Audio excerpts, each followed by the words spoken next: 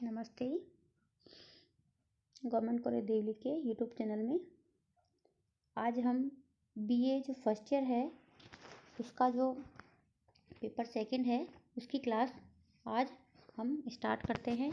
और जो BA first year का जो पेपर सेकंड है उसका प्रमुख जो नाम है प्रमुख भारतीय राजनीतिक विचारक। इसमें हम जैसे थर्ड ईयर में तो हम वेस्टर्न थिंकर्स पढ़ते हैं, तो फर्स्ट ईयर में हम इंडियन थिंकर्स के बारे में पढ़ेंगे। भारत में जो विचारक हैं जिन्होंने राजनीति के बारे में अपने विचार दिए, राजनीतिक व्यवस्था में क्या सुधार किया जा सकता है, क्या क्या उसमें होना चाहिए, तो वो सब विचारक हम इसमें पढ़ेंगे। ठीक है। जो एमडीएस में सिलेबस चलता है इसका, वो सिलेबस में जितने विचारकों के नाम हैं उनको 3 भागों में बांटा गया है या 3 यूनिट्स में बांटा गया है। जो पहली यूनिट में हम मनु, कौटिल्य और शुक्र यानी जो प्राचीन विचारक हैं उनको पढ़ेंगे। और जो सेकंड यूनिट है उसमें हम राजा राम मोहन राय पढ़ेंगे, स्वामी दयानंद सरस्वती, गोपाल कृष्ण गोखले, बाल गंगाधर तिलक और स्वामी विवेकानंद का हम इसमें अध्ययन करेंगे। और जो लास्ट यूनिट है उसमें मोहनदास करमचंद गांधी, नेहरू जी, भीमराव अंबेडकर, एम.एन. रॉय और जयप्रकाश नारायण का हम अध्ययन करेंगे। तो ये जो भारतीय राजनीतिक विचारक हैं, पॉलिटिकल थिंकर हैं, ये हमारे फर्स्ट ईयर के सिलेबस में हैं और इनका हम इसमें अध्ययन करेंगे। अब पेपर कैसा आता है, तो फर्स्ट ईयर के बच्चों को पेपर का आइडिया नहीं रहता है कैसा आता है। तो देखो, पेपर हमारा 3 पार्ट में आएगा। ठीक है। पूरा 100 नंबर का पेपर होता है ये, क्योंकि हमारे प्रैक्टिकल नहीं होते हैं। पहले जो 10 क्वेश्चन हैं वो ऑब्जेक्टिव क्वेश्चन आएंगे। ऑब्जेक्टिव मतलब हमारे यहाँ पर जयपुर जो यूनिवर्सिटी है उसमें आते हैं। हमारे यहाँ पर वो ABCD वाले टिक राइट वाले नहीं आएंगे, हमारे आएंगे 1 लाइन वाले क्वेश्चन, यानी कि 20 शब्दों वाले क्वेश्चन हमारे आएंगे। ठीक है। उसके बाद में आएंगे शॉर्ट क्वेश्चन, यानी जिसमें कम से कम हम 200 150 200 शब्दों के हम आंसर दे सकते हैं। ऐसे क्वेश्चन आएंगे 4, और प्रत्येक जो क्वेश्चन है 5 नंबर का होगा। और जो पहले वाले में 10 क्वेश्चन आएंगे प्रत्येक क्वेश्चन 2 नंबर का होगा, तो 20 नंबर का वो हो गया। जो सेकंड टाइप के क्वेश्चन हैं 20 नंबर के ये हो गए। अब बचे निबंधात्मक प्रश्न। निबंधात्मक प्रश्न आएंगे हमारे 6 मतलब एक का अथवा एक में क्वेश्चन में 2 आएंगे। तो हमें इनमें से प्रत्येक यूनिट में से एक एक करके टोटल 3 क्वेश्चन करने होते हैं, और ये 60 नंबर के होंगे। तो इस प्रकार टोटल 10, 14, 15, 16, 17 क्वेश्चन हमें करने होंगे एग्जाम में। तो इस तरह का ये पैटर्न आएगा। जो छोटे क्वेश्चन होते हैं ये बहुत इंपॉर्टेंट होते हैं, ये बुक में से कहीं से भी आ सकते हैं। इनके लिए हमें जो जितने भी चैप्टर है वो हमें डीपली पढ़ने पड़ेंगे, अंदर से भी पढ़ने पड़ेंगे। केवल 1 वीक सीरीज पढ़ने से या केवल क्वेश्चन आंसर पढ़ने से, बड़े बड़े क्वेश्चन पढ़ने से वो पूरी तरह से हम उनको हल नहीं कर पाएंगे। ठीक है। तो ये हैं जो हमें पास कराते हैं, जो अच्छे नंबर लाने में हमारी हेल्प करते हैं, वो छोटे वाले क्वेश्चन ही होते हैं। ठीक है। अब आता है कि हम इसमें कौन सी बुक्स पढ़ें। ठीक है। तो इसके लिए बहुत सारी बुक्स हैं जो चलती हैं सिलेबस में, लेकिन सबसे जो इजी है, सबसे ज़्यादा जो प्रसिद्ध बुक है, जो ज़्यादा चलती है, फेमस, वो है मधुकर श्याम चतुर्वेदी की प्रमुख भारतीय राजनीतिक विचारक। ठीक है। इसमें हर विचारक के बारे में पूरा विस्तार से दिया हुआ है। एक पुखराज जैन की भी आती है, ये थोड़ी सी छोटी बुक है, इससे मतलब इसमें शॉर्ट में दिया हुआ है, लेकिन ये दोनों ही किताबें हमारे एमडीएस में यहाँ पर चलती हैं। तो पुखराज जैन की भी भारतीय राजनीतिक विचार नाम से जो पुस्तक आती है वो इसमें चलती है। तो दोनों में से कोई सी बुक्स खरीद सकते हो या लाइब्रेरी से इशू करवा सकते हो। ठीक है। अब आते हैं हम पहले विचारक के। पहला विचारक है मनु, कौटिल्य, शुक्र, ये तीनों ही प्राचीन विचारक हैं। और इन्होंने जो विचार दिए हैं वो में जो शब्द, जैसे कि तीनों ने सप्तांग सिद्धांत का वर्णन किया है, मंडल सिद्धांत का वर्णन किया है, मंत्रियों का, युद्ध के बारे में। तो तीनों के हमें एक जैसे लगते हैं, लेकिन तीनों ने अलग अलग विचार दिए हैं, उनको हमें अलग करते हुए याद करना होगा। जो मनु जो विचारक है, इनका जन्म कब हुआ, कब पैदा हुए, कहाँ पैदा हुए, कब मरे, यानी इनका जो जीवन काल है उसके बारे में कुछ भी नहीं कहा जा सकता, उसका निर्धारण नहीं कर सकते या करना कठिन है। क्यों कठिन है? क्योंकि एक घटना हुई थी जिसको बोलते हैं जल प्लावन की घटना, यानी पूरी पृथ्वी पर पानी हो गया था, पूरी पृथ्वी एक तरह से पानी में डूब गई थी।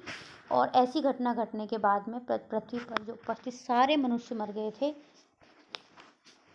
केवल मनु बचे थे, मनु शेष बचे थे और इन्होंने ही भावी जो सभ्यता है उसका सूत्रपात किया। यानी ऐसे कहते हैं कि जब पानी पानी हो गया था पृथ्वी पर, सारी चीज़ें पानी में समा गई थी, तो मनु बचे थे और मनु बचे तो उन्होंने सभ्यता के बीज बोए थे। यानी सारे जो मनुष्य हैं पृथ्वी पर उनका पिता मनु को माना जाता है कि उन्होंने सबके बीज बोए थे। ये घटना है, कहानी है। कितनी सत्य नहीं है ये तो नहीं कहा जा सकता, लेकिन ऐसा ही लिखा हुआ है किताबों में। भारतीय साहित्य मानव सभ्यता के प्रवर्तक इनको कहा जाता है। अब मान्यता क्या है कि जो एक किताब है मनुस्मृति, जो मनु ने लिखी है ऐसा माना जाता है। लेकिन अगर हम ऐसा कहें कि किसी व्यक्ति कोई अकेला ही पृथ्वी पर बचा था और उसने किताब लिख दी, तो ये सही प्रतीत नहीं होता है। क्योंकि जब जल प्लावन की घटना हुई थी उसके बाद जो मनु अकेले रहे थे, तो उस समय कोई सामाजिक व्यवस्था अस्तित्व में नहीं थी, तो वो उन्होंने किसके बारे में लिखा जब कोई सामाजिक व्यवस्था ही नहीं थी, राजनीतिक व्यवस्था ही नहीं थी।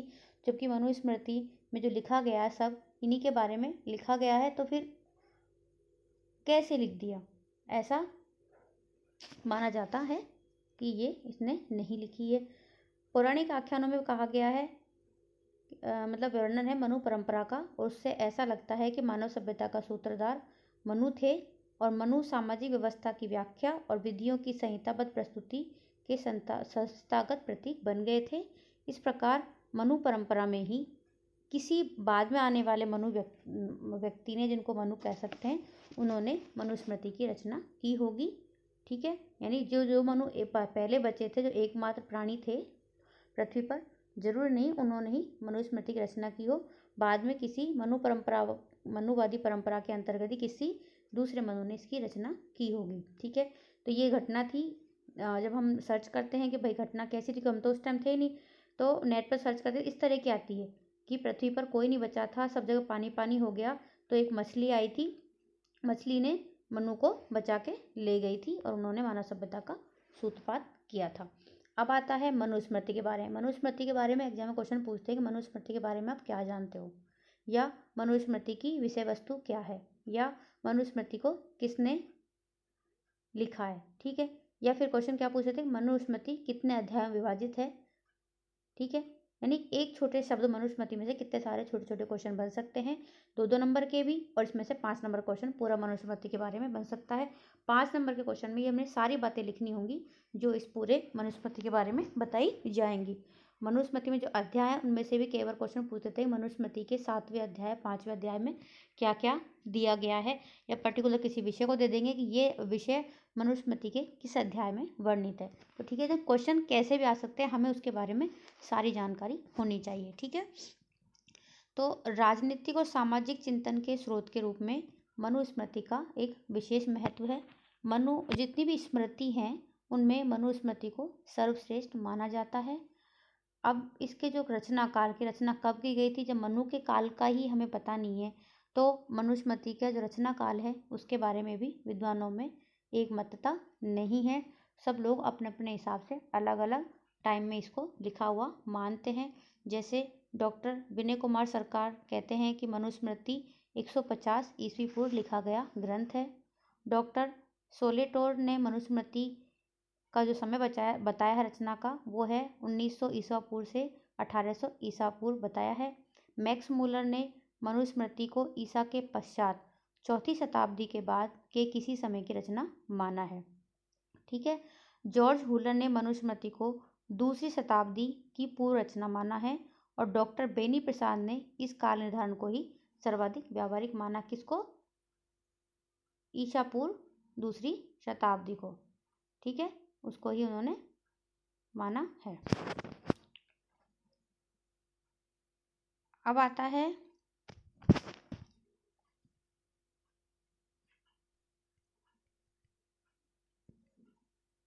इसका मनुस्मृति, यानी सबसे जो सर्वश्रेष्ठ काल किसको माना जाता है? 2वीं शताब्दी ईसा पूर्व 2वीं शताब्दी को।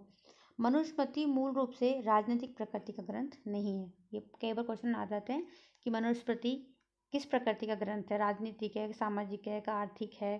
ठीक है, तो ये राजनीतिक प्रकृति ग्रंथ नहीं है। राजनीति के बारे में इसमें कुछ भी नहीं कहा गया है। इसकी जो विषय वस्तु है बहुत व्यापक है।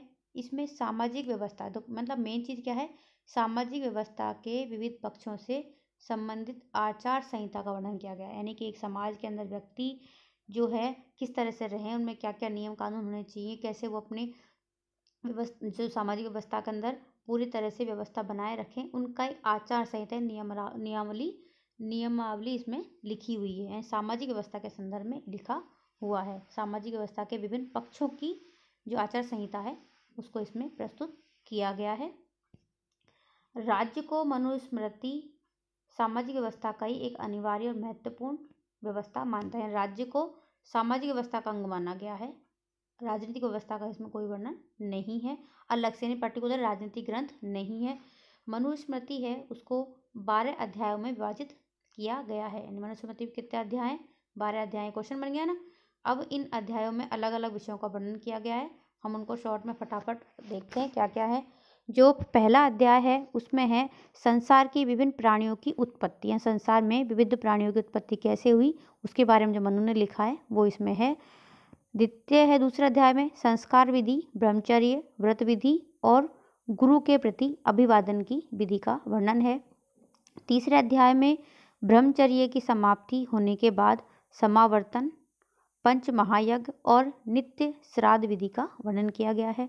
चौथे अध्याय में ऋतु, ब्रह्मचर्य आदि जीविकाओं के लक्ष्य और ग्रस्त आदि के नियमों का वर्णन है। पांचवें अध्याय में भक्ष्य और अभक्ष्य, मतलब कौन से पदार्थ खाने चाहिए और कौन से नहीं खाने चाहिए, तथा मनुष्य द्वारा शुद्ध रहन सहन को सुनिश्चित करने के नियमों का वर्णन है। जो छठा अध्याय है उसमें वानप्रस्थ यानी जंगल में प्रस्थान करने का और संन्यास आश्रम का वर्णन है। ठीक है, तो ये क्वेश्चन बन जाते हैं कि संन्यास आश्रम या वानप्रस्थ आश्रम का वर्णन कौन से अध्याय में, तो वो है छठे अध्याय में। सातवें अध्याय में जो मुकदमे होते हैं उनमें निर्णय और जो कर ग्रहण आदि जो होते हैं राजधर्म का वर्णन है। आठवें अध्याय में न्यायालयों में साक्ष्य की प्रक्रिया, न्यायालयों में जो सबूत प्रस्तुत होते हैं उनकी प्रक्रिया क्या है उसका वर्णन है। 9वें अध्याय में वैवाहिक संबंधों से संबंधित विधि का, संपत्ति का विभाजन, अपराधों का निवारण तथा वैश्य व शूद्र के अपने धर्म में अनुष्ठानों का वर्णन है। 10वें अध्याय में विभिन्न जो जातियां हैं उनकी उत्पत्ति कैसे हुई, आपत्ति काल में मनुष्य के कर्तव्यों का वर्णन है। 11वें अध्याय में पापों की निवृत्ति की विधि, यानी पापों से कैसे छुटकारा पाया जा सकता है उसकी विधि का वर्णन है। और अंतिम अध्याय में कर्मों के अनुसार मनुष्य के 3 उत्तम, मध्यम, अधम प्रकार की जो सांसारिक गतियां हैं उनका है आत्मज्ञान और मानवीय गुण, दोष, नैतिक मूल्यों आदि का विवेचन किया गया है। तो इस प्रकार 12 अध्यायों की विषय वस्तु है। ठीक है, मनुस्मृति में मानव जीवन के समस्त जो पक्ष हैं उनके सार्थक और उद्देश्यपूर्ण नियमन के लिए आचार संहिता दी गई है। मनुस्मृति को मानव धर्मशास्त्र भी कहा जाता है। ठीक है, यह है मनुस्मृति को लिखने वाले और हजारों वर्ष पूर्व मनु द्वारा विचरित एक ऐसा स्मृति ग्रंथ जिसने भारतीय सभ्य समाज की आधारशिला रखी। यानी मनुस्मृति का जो मेन चीज़ क्या है कि भारत के अंदर सभ्य समाज की आधारशिला रखने वाला एक प्रथम ग्रंथ माना जाता है।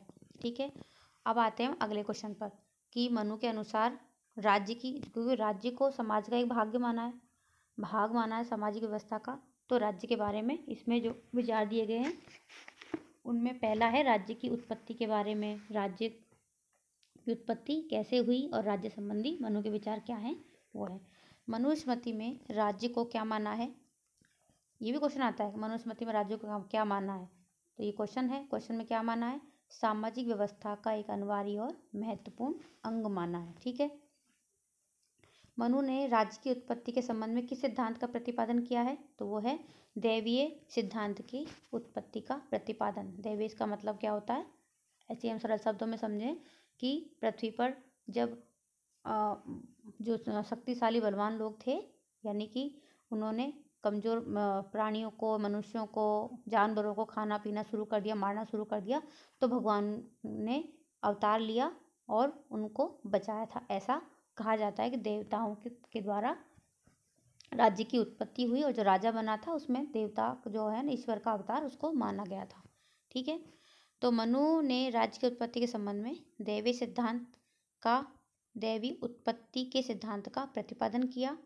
मनु के अनुसार इस संसार में राज्य के न होने पर, यानी संसार में जब राज्य नहीं था तब क्या था, जो शक्तिशाली थे उनके डर से प्रजा में असुरक्षा की भावना व्याप्त हो गई थी और पूरे संसार की रक्षा के लिए फिर ईश्वर ने राजा की सृष्टि की। राजा को किसने बनाया है? ईश्वर ने बनाया था। किसके लिए? संसार की रक्षा के लिए। ठीक है, किन से? बलवानों से। ठीक है, ये हमें याद करना है। मनु ने राज्य की उत्पत्ति का वर्णन नहीं किया बल्कि राजा की उत्पत्ति का उल्लेख किया है।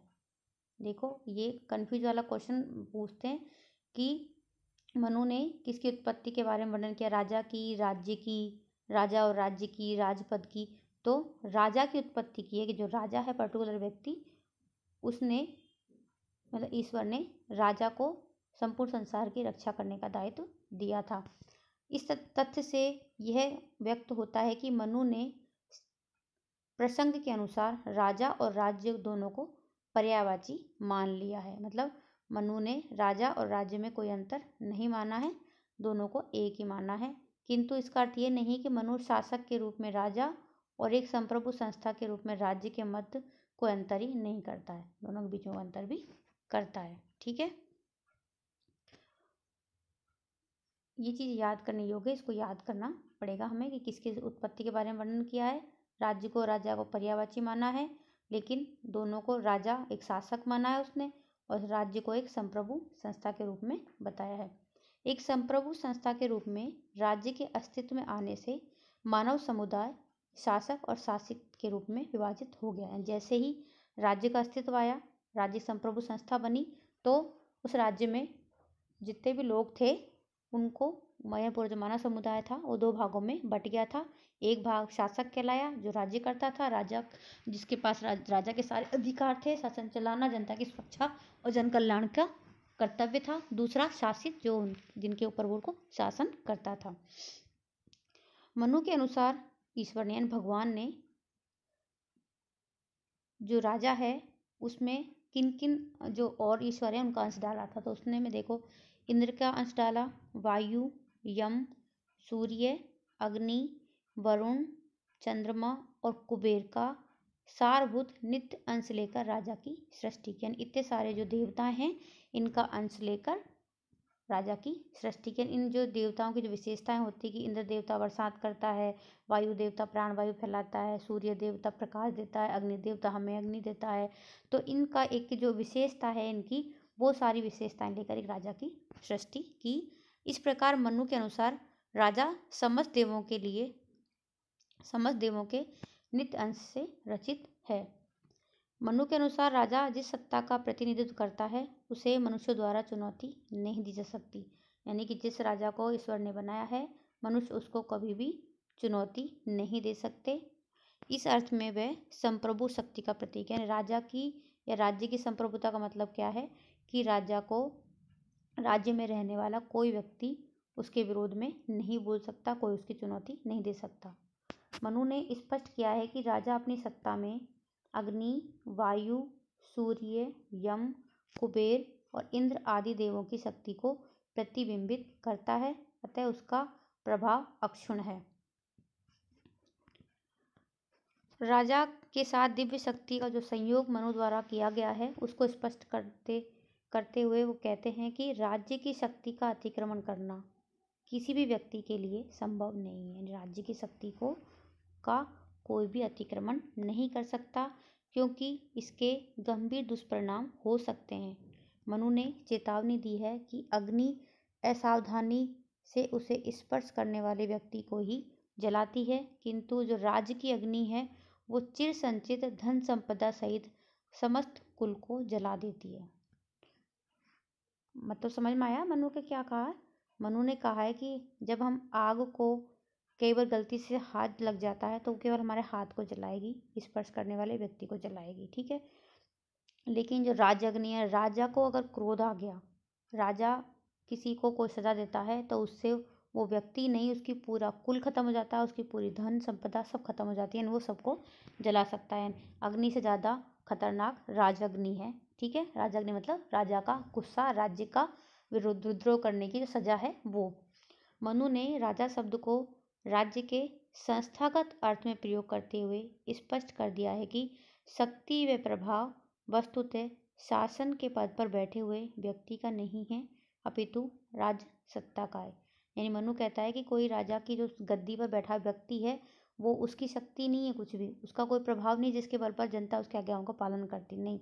उस पर तो बैठा हुआ कोई व्यक्ति बैठ सकता है, लेकिन वो जो पोस्ट है वो राज सत्ता है, उसका है प्रभाव में। तो उस सत्ता के प्रभाव से ही लोग बाग उसके प्रति नतमस्तक रहते हैं, उसकी आज्ञाओं का पालन करते हैं। यानी कि राजा में केवल एक पर्टिकुलर व्यक्ति को नहीं लेकर वो पूरी संस्था को लिया है।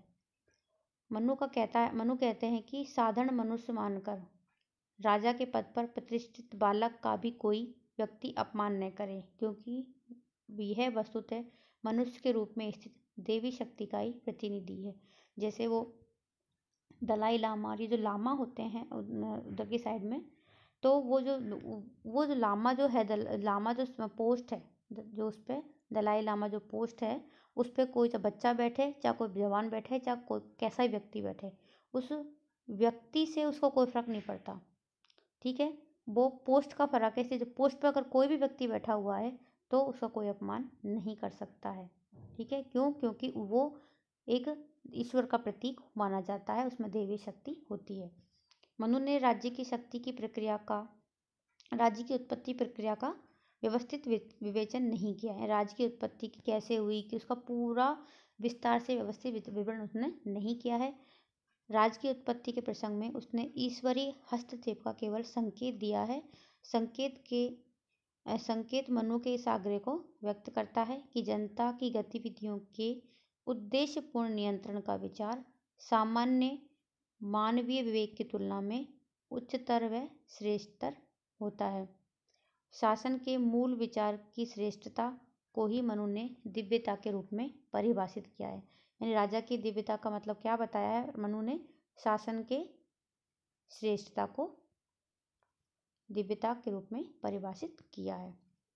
ठीक है, अब ध्यान देने योग्य बात क्या है कि मनु ने राज्य की उत्पत्ति के संबंध में जिस दिव्यता का संकेत दिया है वह पाश्चात्य विचारकों द्वारा, यानी कि जो वेस्टर्न थिंकर हैं उनके द्वारा उसको divine right of the king, यानी राज्य की दिव्य सत्ता के रूप में उसके समान नहीं। यानी कि जो वेस्टर्न थिंकर है उन्होंने जो इस दिव्यता को divine right of the king कहा है, मतलब उनकी जो राज्य की दिव्य सत्ता है उस जैसी मनु की दिव्य सत्ता नहीं है, उन दोनों में अंतर है। मनु शासन की निरंकुशता का समर्थन नहीं करते हैं, जबकि पाश्चात्य जो थिंकर हैं वो सत्ता की दिव्यता के जो समर्थन करते हैं तो उसमें वो राजा की निरंकुशता का भी वो समर्थन करते हैं कि राजा निरंकुश भी हो सकता है, उस पर किसी का कोई नियंत्रण नहीं होता है। क्यों? क्योंकि उसको ईश्वर ने शक्ति प्रदान की है, वो ईश्वर का अवतार माना जाता है। ठीक है, मनु ने भी उसको ईश्वर का अवतार माना राजा को, लेकिन उसने उसको निरंकुश बनने का समर्थन नहीं किया है। मनु द्वारा राज्य संस्था के साथ जो दिव्यता संयुक्त की गई है वह राज्य सत्ता की दिव्यता है, राजा की दिव्यता नहीं है। जबकि राजा ही निरंकुश होता है, राज्य की सत्ता निरंकुश नहीं हो सकती। मनु ने राजा को केवल ऐसे अभिकर्ता के रूप में ही दिखाया है जो निर्धारित उद्देश्यों के लिए दिव्य सत्ता का समय समय पर उपयोग करता है। ठीक है, मनु स्मृति में राजा की दिव्यता के विचार को राजा की शक्ति के रूप में नहीं अपितु उसके दायित्वों के विभिन्न पक्षों के रूप में परिभाषित किया गया है। ठीक है, तो क्वेश्चन क्या बनता है? मनु के अनुसार राजा की दिव्यता का मतलब क्या है? राजा की शक्ति या उसके दायित्व? तो हमारा आंसर क्या होगा? उसके दायित्व। मनु ने शासक के दिव्य गुणों को उसके दायित्वों के रूप व्यक्त करते हुए उन दायित्वों को क्या नाम दिया है? दिव्य व्रत। क्वेश्चन आता है एग्जाम, मनु के अनुसार दिव्य व्रतों का अर्थ क्या है? तो दिव्य व्रतों का अर्थ क्या है कि मनु ने जो राजा की जो शक्तियाँ बताई गई हैं या राजा के जो दायित्व बता शक्तियों को दायित्व के रूप में उन्होंने प्रस्तुत किया है, उन दायित्वों को दिव्य व्रतों की संज्ञा दी गई है तथा राजा के इन दायित्वों को अपने शासकीय आचरण में घटित करने की अपेक्षा की। यानी जो दिव्य व्रत मनु ने बताए हैं इनका पालन राजा को करना चाहिए, ऐसा मनु चाहता है। मनु ने जो दिव्य व्रत बताए हैं वो क्या क्या हैं देखते हैं। तो ये हैं 8 दिव्य व्रत हैं। इंद्र व्रत, जिसमें जैसे इंद्र वर्षा करता है, राजा को भी इंद्र के समान ही प्रजा पर समृद्धि और कल्याण की वर्षा करनी चाहिए। ठीक है, तो हमें क्या याद रखना है इसमें? इंद्र वर्षा करता है और राजा को समृद्धि और कल्याण की वर्षा करनी चाहिए। सूर्य क्या करता है? 8 महीनों में किरणों के द्वारा जल को पहले ग्रहण करता है, फिर उसको वापस बादल बनाकर संसार का तेज और प्रकाश से लाभान्वित करता है। और उसी प्रकार जो राजा है उसको भी सूर्य व्रत का पालन करते हुए प्रजा के कल्याण के दायित्व की पूर्ति के लिए जनता से टैक्स लेना चाहिए, कर ग्रहण करना चाहिए। ठीक है, सूर्य पृथ्वी से पानी लेता है भाप बनाकर, वैसे ही राजा को भी भाप बना मतलब जनता से कर लेना चाहिए, जिससे जो पैसा इकट्ठा होता है वो उसी कल्याण में लगाया जा सके। ठीक है, सूर्य भी तो ऐसे करता है ना, पृथ्वी के पानी को इकट्ठा करता है और वापस पृथ्वी पर उसको वर्षा देता है, जिससे कि पृथ्वी का जीवन चलता रहे। वायु व्रत, यानी जो वायु क्या काम करती है? वायु सारे प्राणियों के अंदर एक तरह से प्राण वायु का काम करती है। उसी प्रकार राजा को भी गुप्तचरों के माध्यम से सभी जगह प्रवेश करके एक राज्य के प्राण वायु के रूप में कार्य करना चाहिए। यम व्रत, यमराज क्या करते हैं? प्रिय अप्रिय कुछ नहीं देखते, सबको अपने साथ ले जाते हैं, सबके प्राण ले लेते हैं। उसी प्रकार या राजा को भी जब कोई अपराध करता है तो प्रिय अप्रिय नहीं देखकर सबको एक समान दंडित करना चाहिए। ठीक है, वरुण व्रत, वरुण क्या करते हैं? जिस प्रकार बंधन के योग्य पुरुष वरुण के पास में कठोरता से बन जाता है, उसी प्रकार वरुण व्रत को धारण करते हुए राजा को विधि के उल्लंघनकर्ताओं का निग्रह करना चाहिए। चंद्र व्रत, चंद्र जिस प्रकार परिपूर्ण चंद्रमा को देखकर मन खुश हो जाता है, उसी प्रकार चंद्र व्रत को धारण करते हुए राजा को ऐसा व्यवहार करना चाहिए कि सभी जो प्रजा है और सभी प्रकृतियां उसको देखकर खुश हो जाएं। अग्निव्रत, अग्नि जो है क्या करती है? अग्नि की भांति ही राजा को प्रचंड और असहाय तेज होना चाहिए। ऐसा होगा तभी अपराधियों और दुष्ट मंत्रियों आदि का वो वध कर सकता है। राजा को भी अग्नि के समान ही अपराधियों को सजा देना या उनका भस्म करने की शक्ति होनी चाहिए। पृथ्वी व्रत, पृथ्वी क्या करती है? सभी प्राणियों का समान भाव से धारण करती है। उसी प्रकार पृथ्वी व्रत का पालन करते हुए राजा को समस्त प्रजा का समान रूप से पालन करना चाहिए। ठीक है, अगला है इस प्रकार मनुस्मृति में राजा की सत्ता को अति मानवीय व दिव्य मानते हुए, राजा सत्ता क्या माना है? अति मानवीय और दिव्य मानते हुए इस दिव्यता को शासक के लोक कल्याणकारी दायित्वों की पवित्रता के रूप में परिभाषित किया गया है। यानी राजा में सभी जो व्रत हैं पालन करना चाहिए, सभी देवताओं के अंश होना चाहिए, लेकिन उसका अंतिम जो उद्देश्य होना चाहिए वो क्या होना चाहिए? लोक कल्याण की भावना। ठीक है, और राज्य की संप्रभुता का आधार, क्वेश्चन आता है एग्जाम में, मनु के अनुसार राज्य की संप्रभुता के आधार क्या बताए गए हैं? आंसर आता है धर्म और दंड। अब धर्म और दंड में मनु ने क्या क्या बताया है वो हम देखते हैं। मनुस्मृति में धर्म और दंड को सम्मिलित रूप से राज्य की संप्रभु शक्ति के रूप में चित्रित किया गया है तथा शासक को उस संप्रभु शक्ति के प्रयोग द्वारा प्रजा के नैतिक, भौतिक व पारलौकिक कल्याण को सुनिश्चित करने के लिए अधिकृत और दायित्वबद्ध किया गया है। ठीक है, धर्म, मनुस्मृति में राज्य को धर्म पर आधारित मापदंडों को स्थापित करने वाली उद्देश्यपूर्ण संस्था बताया गया है।